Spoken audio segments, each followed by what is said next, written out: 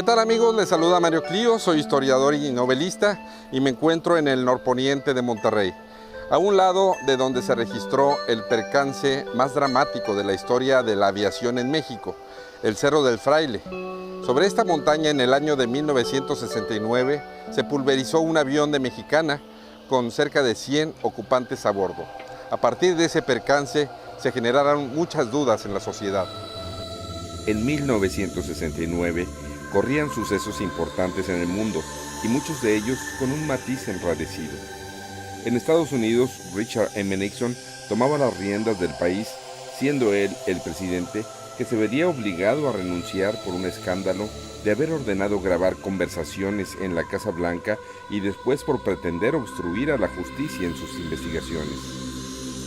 En Londres se llevaba a cabo la última presentación de los Beatles. Este concierto se dio sin público y en una azotea. En España, Francisco Franco gobernaba con mano dura. Y en México, Gustavo Díaz Ordaz acababa de aceptar su culpa histórica por los acontecimientos sangrientos suscitados en la matanza estudiantil de 1968 en la Plaza de las Tres Culturas de Tlatelolco. Eran los tiempos de un gobierno recio en que al presidente no se le podía levantar la mirada.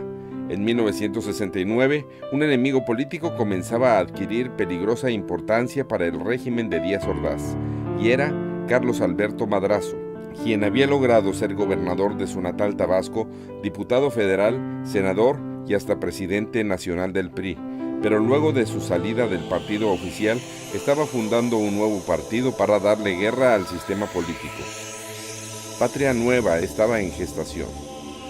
El liderazgo de Madrazo, quien comenzaba a sostener reuniones masivas y ya contaba con miles de seguidores, especialmente estudiantes, se revestía de importancia para el gobierno federal porque se avecinaban las elecciones presidenciales que se registrarían el 4 de julio de 1970, solo un año después, en donde Díaz Ordaz designaría como candidato del partido oficial a Luis Echeverría Álvarez, quien tenía el puesto de secretario de Gobernación en su sexenio.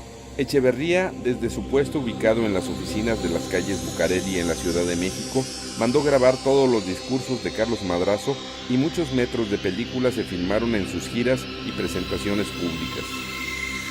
Madrazo viajaba de extremo a extremo en la República Mexicana, agitando y movilizando a las conciencias, hasta que tomó un vuelo comercial de Mexicana de Aviación con destino final a Monterrey, vuelo que salía a las 7 de la mañana pero no logró aterrizar en el aeropuerto del norte, pulverizándose antes en un sombrío percance que se convirtió en el más desgarrador suceso aeronáutico de la historia de la aviación en México hasta nuestros días. Esto sobre una ladera superior del Cerro del Fraile. El 4 de junio de 1969, durante las primeras horas y tras registrado el percance, el asunto fue controlado inmediatamente por el gobierno con un hermetismo siniestro e inusual, impidiendo que la información fluyera a los medios masivos con la libertad que demandaba la ciudadanía, que se encontraba ávida de conocer especialmente los nombres de las casi 100 víctimas que viajaban a bordo de la aeronave. Autoridades de la Secretaría de Comunicaciones y Transportes impidieron sobrevuelos de cualquier aeronave por parte de reporteros a la zona del colapso. El gobierno acordonó el Cerro del Fraile con las fuerzas del ejército. Limitaron el acceso incluso hasta para los servicios funerarios comandados por Raimundo Sánchez de los funerales Raimundo Sánchez, que eran los servicios contratados por Mexicana de Aviación para recoger a los cadáveres, y limitaron incluso el acceso a los rescatistas voluntarios. De acuerdo a testimonios de las pocas personas que alcanzaron a subir, el sitio considerado como la zona de la colisión no daba la impresión de que se haya colapsado ahí una nave, y menos una de envergadura de un DC-9, ya que lo que encontraron fue pedacería minúscula de la aeronave y fragmentos de carne humana desparramada sobre la maleza y las copas de los árboles, como si la nave hubiese explotado en el aire, pero ningún golpe y mucho menos fragmentos grandes. En el libro Fragmentos de un avionazo, de Mario Clio, se presentan las entrevistas y testimonios de rescatistas testigos, del comandante del aeropuerto del norte, el del jefe de los servicios funerarios, el ingeniero que tuvo acceso a la conversación grabada entre piloto y torre de control previo al colapso aéreo, del primer reportero que se coló a la montaña y del personaje político que había acudido durante aquella mañana al aeropuerto del norte para recoger a Carlos Madrazo y a su esposa Graciela Pintado. Este hombre sabía todo el itinerario de este viaje del político tabasqueño que realizaba a Monterrey. Este vuelo tenía un cargamento de monedas de oro que tenía como destino la ciudad de Monterrey. Y debido al percance, todas estas monedas se diseminaron por la montaña.